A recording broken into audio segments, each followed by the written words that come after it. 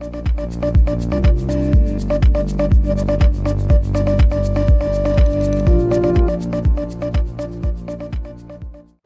friends, and welcome to another episode of the How Do You IT Show, where we talk to people just like you and me and find out how you do IT in your personal and professional life.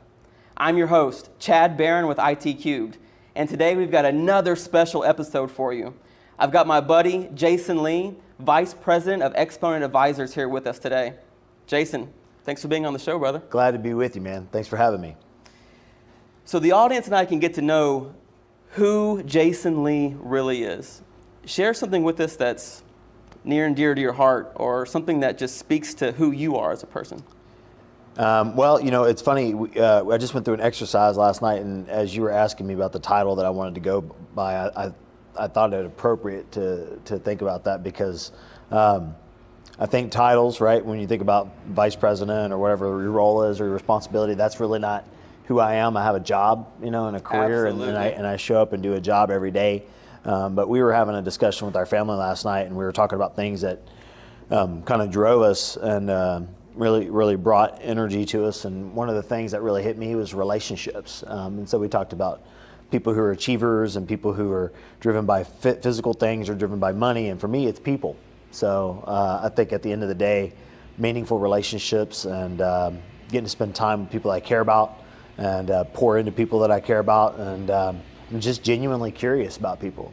You know, even before the show, I was just watching all of y'all do your stuff, and the whole time my head's just thinking how interesting it is that God just made so many people the way that they did, and as different and as unique as they are. Just in this alone, it's been fun to watch. So, man, that's awesome. Thanks for saying that, by the way.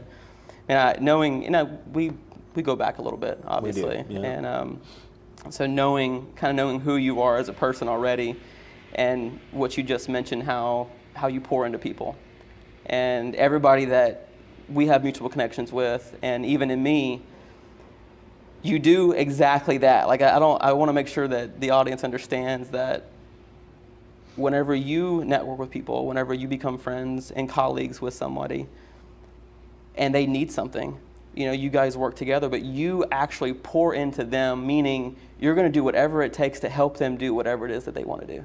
And I think that's awesome.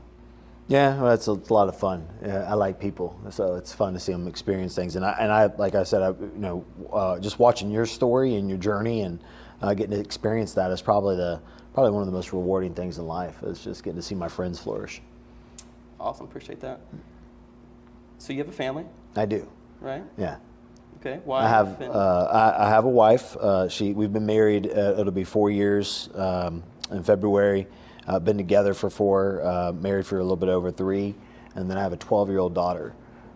So from my previous marriage, but we're like a one family unit. So Absolutely. It's a pretty good blessing. So and it's funny that we're here talking about IT because I've been more entrenched in IT in the last week, trying to figure out how to keep her at bay on her phone, so we can keep her out of the bad stuff. Right. So, oh yeah. So I've had my fair share of IT help in the last few weeks alone. So and being 12 years old too, you know, it's well. Let me ask you this. So so you have a daughter that's 12 years old. Right. Right. Can you think back whenever you were that age or even younger when you first started using technology? Man, I remember technology, absolutely. I think I was glued to it, no different than they are today. I didn't get to walk around with it in my hands as much, right, which is pretty dangerous. But, I mean, I can distinctly remember when Nintendo came out, that was it. I remember it was kind of funny because if anybody who knows me now would tell me I had no business doing this, but I tried to go to school for computer programming. Okay. And I went it was at San Jack Community College, and I showed up, and just because I thought that's what you do to get like a good job. Like if I get into computers, I'll be able to get a good job. Ended up being like Chad, right? Well, turns out I'm ADD. Like, you know, people are my bag, not computers. So it was definitely the wrong class for me. So no, I wasn't really the most savvy guy on computers. And so back then, if you think about it, they were even 20-something years ago, it was almost far-fetched to think of how you use them today. I mean, now you can't do anything without them, and they've consumed our lives. Whereas back then, unless you absolutely needed to go get something from it, you never even touched it. I didn't really touch it. Right. It wasn't even until I went to actually go to work that I started using computers on a more regular basis. Gotcha. Even when I first started in the gym business 20-something years ago, we had daily planners that we filled out every day with all of our leads and names and numbers. And I remember a bunch of dumb gym guys when they first moved all that into a computer system. We're all banging around on it like, "Where's my leads?" Because I was used to having my little planner every day that I filled out. So tell me about that. You said that you worked at a gym, right? So what? I worked in health clubs for about 15 or 16 years. Oh wow, okay. Mm-hmm. Tell me about that. What age did you get started with that? About 18 till about 33. Okay. So what did you do? Everything from personal trainer to multi-unit operations. I mean, if there's a thing that you could do in a health club, I've done it. So. What facility? 24-hour fitness. Okay. So, okay. So you were, as a recruiter, because you said you had a planner or a sheet that you were working leads off of? Membership, yeah. Okay, membership. Membership sales. Okay. And that's part, as a recruiter, that's what a recruiter does? Not a recruiter, so we were just salespeople. So. Okay. Okay. Yep. Sales, trainers, all that stuff. Man, so 18 to 30? 33. 33. Okay. And then probably by the end of, I'll never forget what it got. By the time I was a district manager, moving to, once I got email, that's probably the worst addiction, right? Is and that was on a BlackBerry. Man, we I had remember the those BlackBerry Blackberries days. And all the work emails, and that was probably a nightmare because nothing changed, right? But you felt like you had that. That's when I started to observe the capture, the allure of, electronics grasping hold of us and consuming our lifestyles. Because as soon as somebody, emailed me at the end of the day, and you couldn't log in at that time, you couldn't log in remotely to see things, when they first came out. So everybody would send us numbers and how they did at the end of our days, and we'd be on our BlackBerries at the end of the night, wanting to know how we did, as if we wouldn't find out tomorrow when we walked in. Right. That was real healthy for work-life balance. Oh, so. I bet. Yeah. So you were using BlackBerries back then. What do you use today? It's just iPhone. Okay. What, My iPhone uses me. Let's be clear. Yeah. Right. Well, every phone uses the actual person. Absolutely. These days. So through your progression after you went through all of the different positions at 24-Hour Fitness, what did you come out of 24-Hour Fitness and go into? I have spent time. Well, I spent some time in the financial industry as an independent financial advisor, working for kind of a big firm, and then I've also worked for a company called MyFit Foods. It used to be real big in Houston, and they just reopened another location. My friend Mario runs that place. Phenomenal organization. So spent some time there. So it's always kind of been health or wealth. Okay. So I'm either, and I think they have a very symbiotic relationship, right? I mean, if the same characteristics bode well in both of them, right? Consistency, discipline, forward thinking, right? Absolutely. Planting seeds today so that tomorrow you're in a better place. It all works. It's all the same. Yep, all works the same. At its core, it's the same. At its core, yeah. Well, man, I do see your content and stuff on LinkedIn and Facebook, and I have to say, I mean, it inspires me. So, you're obviously on the social networks. Oh, absolutely, right? Yeah. No, so I have from observation. I think today you have to live in a world where you sure. are in social media. Sure. I mean, you can't work for yourself, I'm sure there's plenty of things you could do. In the world where it wasn't a part of your life, but it would be tough, right? If you're working for yourself, right? Branding, marketing. Anybody will tell you you have to be out there, which means you have to be on platforms, which means you have to be using technology. So I have video editing apps and different things like that I've had to kind of embrace. Okay. As part of technology today in my life, but is there anything that you wish technology could do for you? While you're either on the road or even at home, something that's... what I wish it could do. Yeah. Or something that you wish you could implement, something that you wish there was a solution for? I need a wife translator app. One of those things so when she says stuff that, because And what it actually means. Yeah, exactly. Yeah. So I mean, I think the person who figures that out, so like when and I laugh because my wife, she's so easy and she's a phenomenal woman and really gets me. But even then, it's just sometimes men and women are in such a different channel. It's like code, So like she could just like talk and then I could just say well, she just said this and then it kind of came back as like. Yeah. No, don't worry about it. I'm not really that interested in it. That's a lie. She actually does care. Right. Send her something to work, stuff like that. I'd be surprised if there's not an app out there. Of course, it probably doesn't work because, how do you? Yeah. It's like exactly because it's constantly changing, right? Like exactly. I don't know, man. You got Elon Musk that's coming out with a neural link, so who knows that there might be some kind of translation app in the future where Elon Musk is coming out with about 1 million different things. So he can keep hyping up his stock price. He's a smart guy. Yeah, very smart guy. Yeah. Elon Musk stock price. Yeah, he's a smart dude. Yeah, I think he's as good as he is from a technology perspective and an innovator. I think he's about 1 million times better at marketing. So he's a good. That too. Yeah, he understands distinctively how to. Of course, he's got a team with him as well. Well, of course, right, absolutely. But he's smart enough to know how to play the game. Man, this Tesla AI robot that just came out. Have you seen anything about that? Absolutely. What are your thoughts? Well, I think that a lot of folks who are clamoring for more from a service role, and I think where there's a lot, and again, I don't want to make this political, but I do want to say it in a sense that says, I think there's a lot of pushback around jobs and things and the opportunities that exist out there. And I think as people continue to push back on certain things, when they have plenty of job availability, people like Elon will figure out a way to rid the ability of those jobs to exist. And so it's a pro in the realm of sophistication and ease. It's a con in the realm of people who are relying on that type of work. So I think it's interesting. I think it's great. I think it'll exist, but it's a major cultural shift. It's big time cultural shifts because those bodies still exist, and so I think there's some interesting dynamics as you start to get into the realm of trying to get people educated that if that role doesn't exist, then what role does exist out there for you? There's a lot of ripple effects associated with. What you just said, but put a bunch of robots in an Amazon warehouse and get rid of all those people working for Amazon. Amazon already took how many small businesses away, right? And again, this isn't the knock on Amazon, right? It's a serious thing. And so I think technology, like we all love and clamor for it. I know I live and need it. We're 100% reliant on it.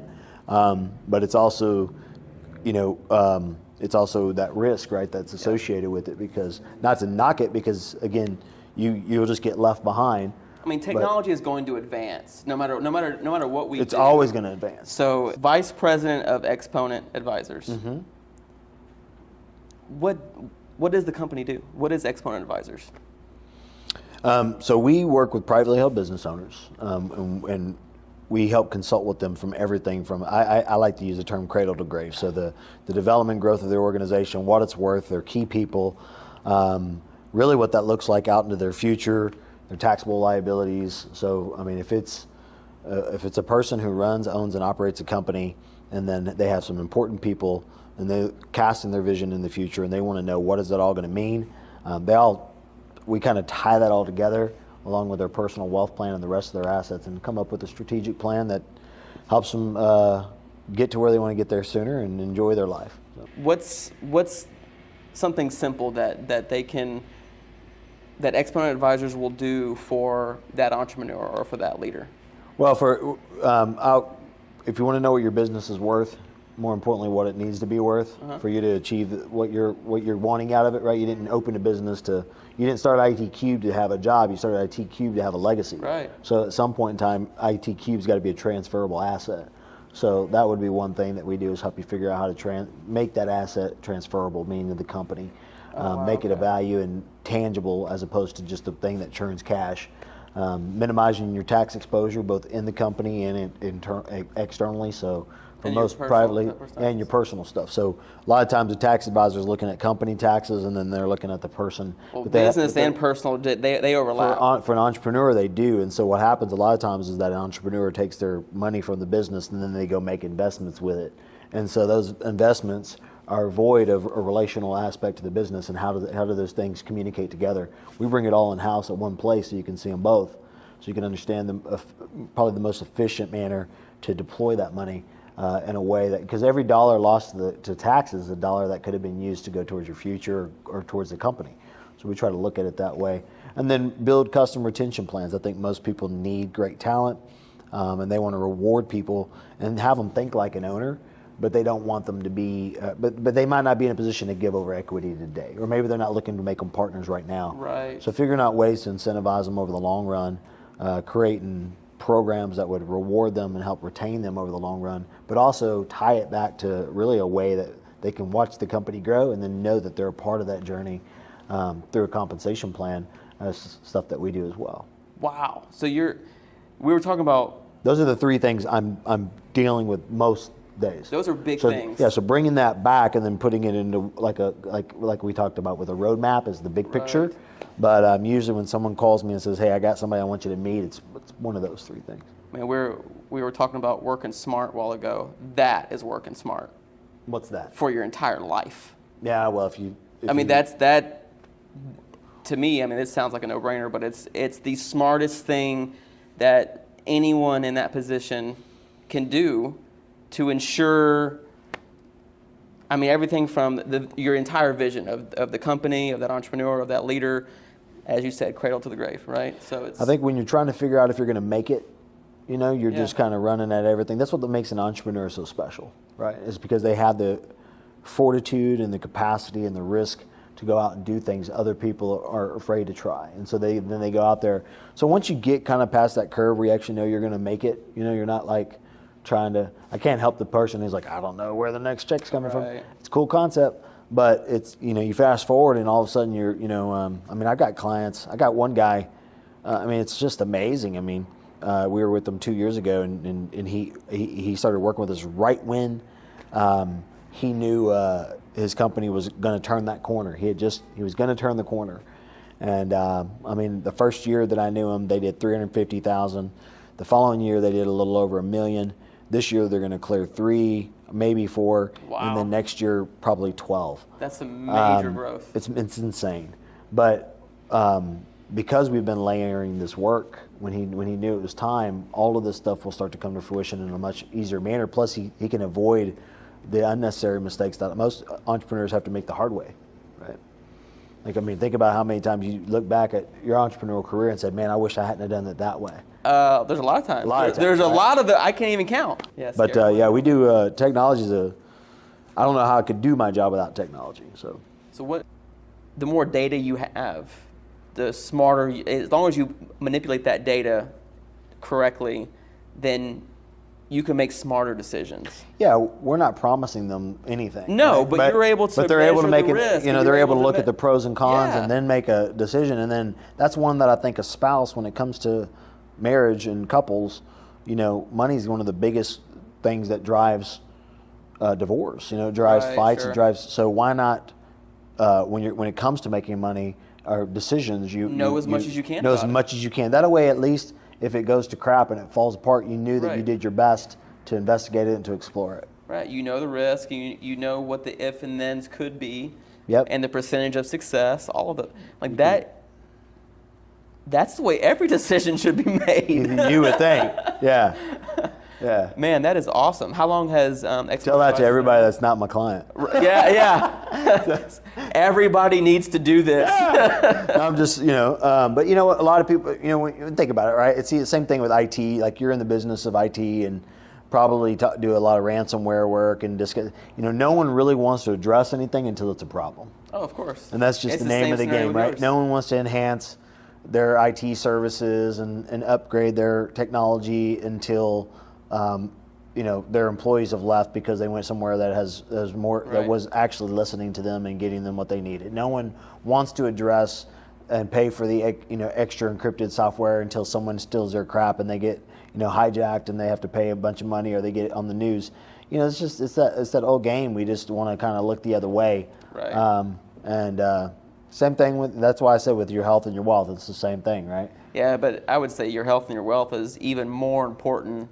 I mean, it's probably the top number one priority that everybody needs to do, that should not wait until something goes wrong, or you're in a financial situation or whatever. Yeah, just want to make sure everybody knows I did not buy Chad a bunch of steaks and wine for all this great publicity, man. Jeez.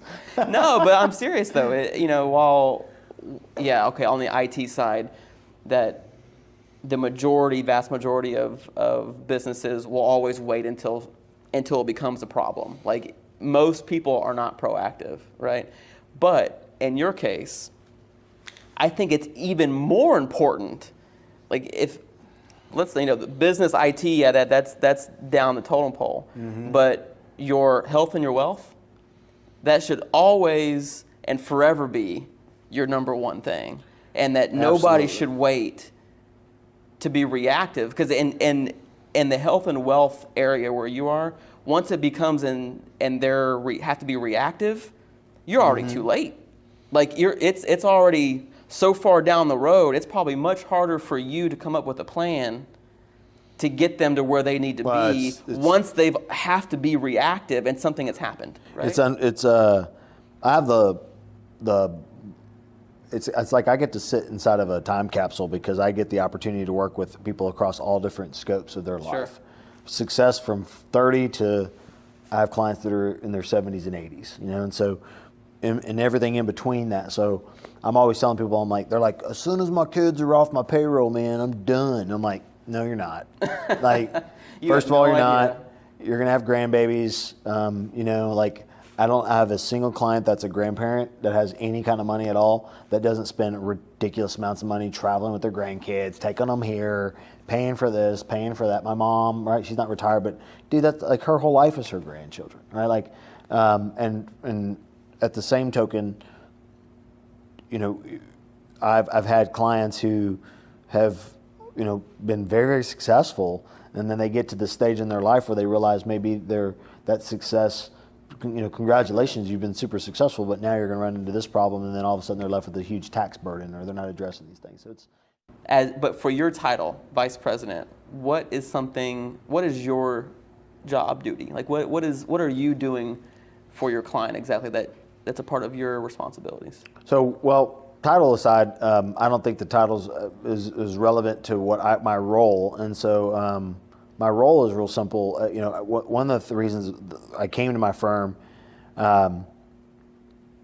was less to do about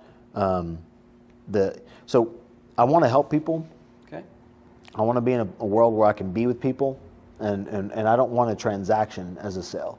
Meaning, I want a sale that is relationally driven, so it stays for a long time. I want, meaning once they're my client, I want to hang out with them, and know them and be their friends, And so I kind of stumbled into this job really by accident, and it happened to be a very unique firm in the fact that they were looking for a relationship guy.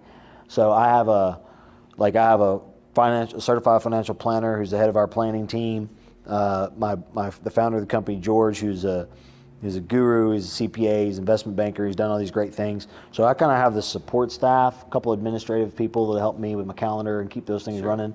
But 90% of my day is spent solving problems for my clients, being with my clients. I can tackle those conversations once the plan's kind of built. I can go in there and tackle the conversation about the pool or the refinancing the house. So those are the conversations that I'm having, but the big picture strategy stuff, I'm leveraging not only the software, but all those tools. Yeah. And then, when a client needs a statement or something, I have somebody at my team who's dealing with that kind of stuff, so I don't have to, do that stuff. But, I found a tax credit company that's doing some stuff for one of my clients, and I called all my clients and a couple of friends and said, hey, can we get you this? And so I'm actually more kind of in the realm of finding solutions that are not just in the realm of investments, but it's kind of the overarching deal. I tell my clients from the gate, hey, don't do anything without talking to me. Like, don't go get IT service. I got an IT guy. His name's Chad. You know, so it's like I do these things day in and day out. How about horror stories? Do you have any horror stories, like accounts being hacked or credit cards being stolen, or? No, I mean, I don't want to jinx myself now. I'm from, like, even talking about it's like freaking me out. Yeah. I've been cool so far, managed to avoid that, but I will say this, getting a phone. So my daughter just turned 12, and this is the first time that we've allowed her to have a phone. So she got that for her birthday, and so this is a big step forward. And so I was telling you, well, first of all, I was on the phone with a guy today trying to address this stuff because now we got to put these monitors and trying to make sure I can understand how they work to you know, and then what is a jailbreak and how do I look for it? You know, crap like this that I didn't even know I had to worry about. It's horrifying. But as I'm trying to figure out what to allow her and to do all that stuff, that in and of itself is just a horrifying process because it's like your most prized possession, which is your children. Well, Jason, I have to say it's been an absolute pleasure having you on the show today. I really appreciate you being on. I love being with you, man. I'm very excited for you, your company. I'm excited about your show. Excited to check it out. Well, I appreciate that. And I want to thank our sponsors today. If you haven't noticed, we're inside of a coffee shop that specializes in biscottis. It's called Blondie Biscotti. They have embraced the technology era and transformed during the COVID-19 pandemic. And I want to give them a little plug. They're able to ship their special made biscottis nationwide. You guys have got to check them out. We're going to roll the commercial now.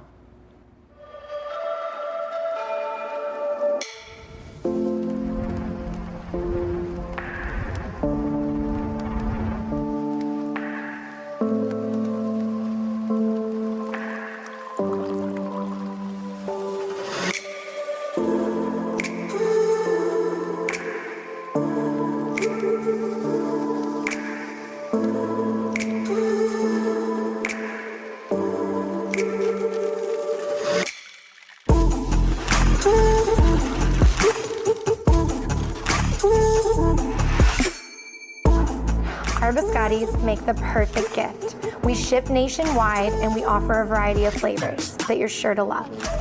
Each box has a different occasion that we can celebrate with you. Go check us out on our website for more details.